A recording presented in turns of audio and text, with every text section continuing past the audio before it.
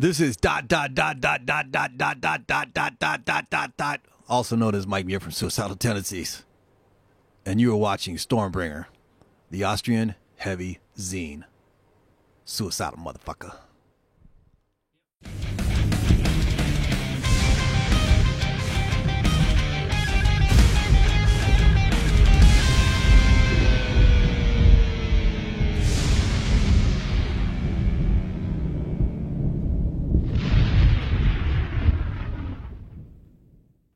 So, Mike, nice to have you here in Vienna. When was the last time you were here? I think it was 2 years ago. 3 years ago. Yeah. 3 years ago, yeah, on the Persistence tour. So this was when the last record 13 came out. Yeah, right about that time. Yeah. It was 2013, and 13 years before that, the last record came out. So there's the 13 reoccurring, which is reoccurring throughout your whole career. What's about the number? Is it sympathetic to you? You know, in various places in the world, in America, people say 13 is a bad number, unlucky, and I think a lot of times to us it's just symbolism. People create monsters, you know. When you're little, you're scared of monsters under the bed or in the closet. They're not there, but you know, then you get older and you create monsters. And for us, people say it's bad luck. Why is it bad luck? You know, Friday the 13th. Something would have happened any other day, you'd go, damn, oh well, Friday the 13th, ah! So for us, we let's embrace the fact that, you know what, you have a lot more power over things than most people want to have. You know, I think most people don't want to have power control. They just want to feel sorry for themselves and say it's out of their hands, but we say it's in our hands. 13 is a great number. It's our lucky number. Yeah, I live on the 13th floor, so couldn't be bad. Well, it's funny because in a lot of places in every different, Asia has different numbers or whatever, but you go, you know, 12, 14, you know, where's that 13th floor, you know what I mean? It's like really, you know, so you can't just make things disappear, you know, kind of, it's not there. Yeah. So, but yeah, I like 13, you know, it's always, something always happens, and boom, it's like, look, 13 again, so I look at it good. So you haven't had a record for 13 years, but you did a lot of touring in between. So do you think it's more important to tour a lot or to bring out records regularly, or is it both? Well, for us it was a little bit different because I had a couple back surgeries, and so I didn't want to. Well, basically thought we were done and stuff, and I felt good about it. I was okay, didn't have any problems, and was living in Australia, and they have a festival called Soundwave, and got a call from a friend, said, hey, would you guys do the Soundwave? And I'm like, ooh, really kind of not doing any shows, and but it was Australia, my family's there, my youngest son, you know, never seen me play, and my wife was like, well, you feel all right, don't you? I'm like, yeah. And I said, okay, it's Australia, we'll try it. We did that, started getting calls to do other shows, and we said, we'll see how it is. And we didn't want to put a record out and make it look like putting a record out because I think you're going to break down and trying to get it out as fast as possible. So gave us opportunity to tour around, get people to get reacquainted with us, so to speak. And so for us now, I think time has changed so much too, that the reason putting out records is a lot different than it used to be. And so basically the only purpose to put a record out is, you know, hopefully you put out something that you really like and put it out so that people can talk crap. You know what I mean? And, if it's a bad record. Well, no, they talk crap anyhow. You know, there's people that always hate Suicidal, that always will be. A friend of mine, he's in a pretty big band, was talking before we did the last record. And he goes, man, I'm never doing an effing record again. You got these motherfuckers talking shit. Here sucks, blah, blah, blah, this and that. You're like, motherfucker, where's your address? I'll send you back the you know, how much did you pay? 10, 15 bucks. I'll send you back the money. I didn't buy it. You know, it's like, I don't buy records. It's like talking shit. So it's like, what do you find? I'm like, you know, that's the world we live in and stuff, you know. little kids, I would beat the fuck out of them, you know, and he would, but you know, it's just par for the course. You kind of chuckle, and that's, you know, the way it is. When our first record came out, everybody talks shit. Every record we've done, people have talked shit. Then Yeah, the that's first what I one, want. Is still back in the 80s, the people were talking like, Yeah, we're always. blending punk with metal and metal with Yeah. punk and everything. the punk fanzines all said it sucked. Then years later, they said it was a classic, punk rock classic. You know, so you sit there, and that's just par for the course. You know, it's one of those things that's just life. You know, people feel very powerful with one finger behind the internet and stuff. So you just kind of you chuckle and you laugh, and you know, that's life. So. But you're not a very big fan of Facebook and stuff. No, I'm not, and I think it's like so many things, you know. I think, well, two parts. One, the problem with when people talk about the major technology that's happened, it's not technology, you know, unfortunately, and that's part of the problem with the direction that people are looking for is going forward. I think, you know, having like lived in Australia for many years and being away from your family, communication is important, but the problems that I see with people that have it is, you know, on so many different levels. Well, they just had a thing. It was a humorous, but it's not humorous. More people died from taking selfies than from being shark attacks. You know what I mean? It's in England, they had a thing about how many deaths and attempted murders were based on people changing their Facebook status. You know, there's all these little things to the point where, you know, with my wife, some of her, you know, friends, always the dramas with each other and stuff. Not with her, she stays out of that stuff, but, you know, because people didn't like it or they didn't comment a nice enough comment on a picture and this and that. And it's just like, oh my gosh. And I just think that it symbolizes the lack of reality that a lot of people have. They're more concerned with how a picture looks on Facebook, how a post is, rather than what they're actually doing. It's that fake smile, you know, yeah, everything's fine, rather than what's inside. So they try to create this world that doesn't exist based on these reality shows that are a bunch of fucking crap, and rather than sitting there on what's really important. So people don't like it. They get upset every time I say it. It doesn't come off well. There's purposes with things, I understand, but the bottom line is, if you feel like shit when you go to bed, something's fucking wrong. You know what I mean? Something's wrong. The things your system isn't working, and trying to, as my dad said a long time ago, way before any of that stuff existed, if you're trying to make everybody else happy, you're going to end up being miserable. You know, so it's just it's what's important, and that's just not important to me. So that brings me to a nice quote I read of you in some other interview. It says, like, if everybody likes you, something's going wrong. Definitely. I think so. I love music. There's a lot of things I love about music. There's a lot of things I hate about music.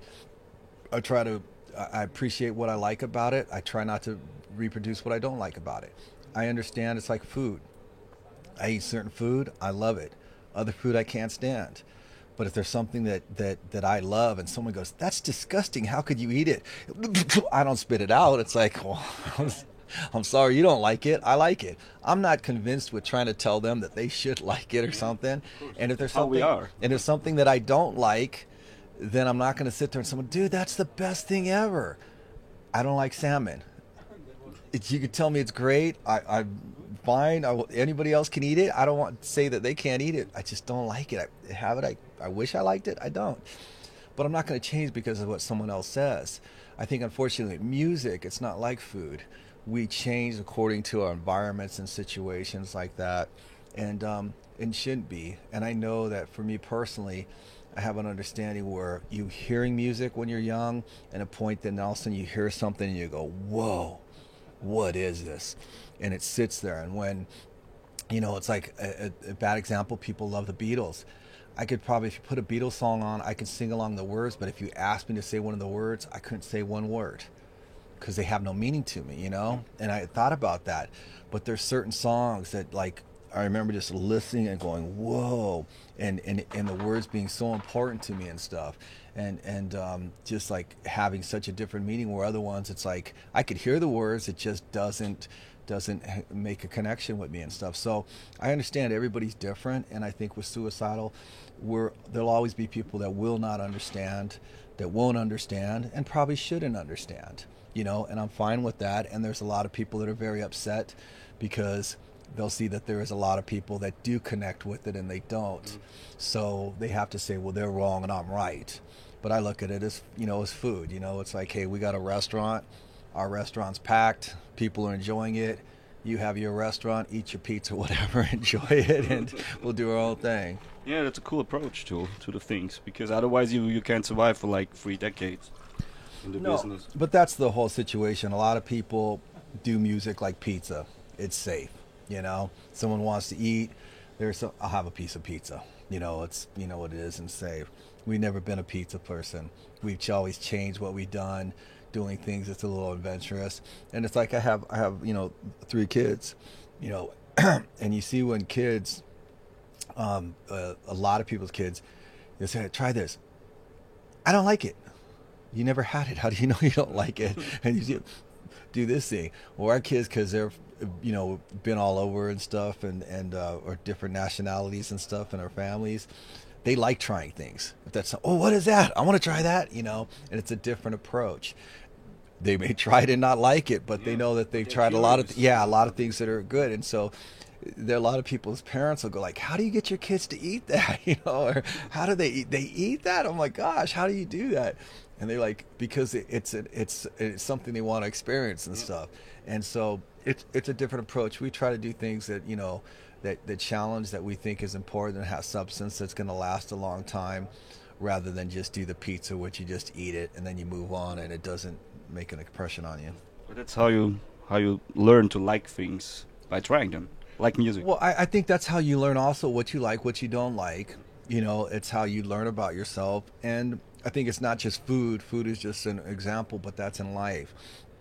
You go out there and you sit there and you examine things. You just don't assume because you don't understand something that it's wrong. You know what I mean? Mm-hmm. You go to a different country, America's isolated, but you go to someone speaking a different language, they're not speaking nonsense. You just don't understand it. You know what I mean? So a lot of people have that like, well, they're not making any sense. They're making sense. They're just not making sense to you. Yeah. So you either learn the language or shut the fuck up, you know what I mean, type of thing. And I think that's the situation. A lot of times people are very quick to judge, but the way they judge is incorrect. And sometimes they need a little knowledge to go to a different way. Mm. So now you're 52 years old. You have issues with your back, I know, with your health. The band was like a revolving door most of the years for musicians coming and going. You lost friends along the way. So what still keeps you going? Well, we were a revolving door before we ever did our first record. There's dozens and dozens of people that I have no idea who they are, say they were in the band, before it ever came out. There was so many different people. And, some people say, oh, you know what? You shouldn't be able to change anybody. If we wouldn't have been able to change anybody, it would have been 1981 and never would have done anything. To me, it's different. Being in a band is different than marriage. You hope you stay married forever. My parents did. I'm very fortunate for that because they actually had a good relationship and do have a good relationship. But, just because you get married doesn't mean it's going to work out. And unfortunately, a lot of people doesn't work out. Unfortunately, a lot of times people never should have got married in the first place. But there are situations that you go, as time goes on, people grow, and it's not a statement of, I have some of my friends' parents. They're good people. They're just very different. Doesn't work. So I'm very different. It works. But as far as the back, I haven't had surgery. It was 11 years ago. And if I thought I'd have a problem, I wouldn't be here, And that's, I do things to make sure that I don't have any problems and stuff. But on the other side, there's a certain way that I do shows, and if I can't do it the way that I expect to do it, Suicidal is a very physical show, and if I can't do that, then that's when I'm going to stop, I'm not going to, not pick the bar stool and get the acoustic guitar and start singing Simon and Garfunkel songs. So Suicidal is what it is, and I think one of the things that the reason why I'm able to still be here almost 35 years later is because you have younger people that were, when they were 13 or 14, heard Suicidal and it affected them. And so they have a massive amount of excitement about being able to represent the band and stuff. And even in the original interviews, a lot of times there'd be people there and talking about and they're like, are they in the band? And it's like, nah, Suicidal is more than a band. And if someone comes up there and represents, I wouldn't be here if it was, like, Robert Trujillo and stuff, didn't get in the band. It's not because he's in Metallica now, but it was the way that he embraced the band, and the way that he embraced the band was doing it different than anybody else had done it and stuff. And that's what our first record was about. That's what we always approach. Whereas I think a lot of times with people with music, they do a record, and if they have some success, then they try to do the same thing with maybe one more ballad, you know what I mean, or one more commercial song. So, this brings me to my last question. Can you show me probably how to fix this on my head properly? I think this is not the original one. This but is Olivia Newton-John. I don't know. It's the only blue one I had. I just don't get it how to put it up that way. So I would X ones make it easier. X ones, but yeah, I just had that one. I had a red one as well, but it wouldn't fit. So just take one. This is a little folded, so.